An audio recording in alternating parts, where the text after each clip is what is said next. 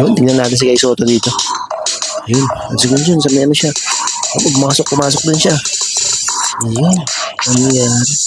Naku, napakabagal naman, napaka-slow mo naman ito sa tinabig yung bola. Sabi, paano konting tinulok siya si ano, yung import. Mamadali po yung bola. Napaposisyon. Tumalon pa reverse. Grabe naman. Reverse dunk.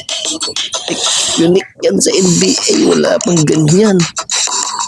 Grabe naman. Napaka-slow mo naman lang. Napaka-smooth. Napaka-gulang.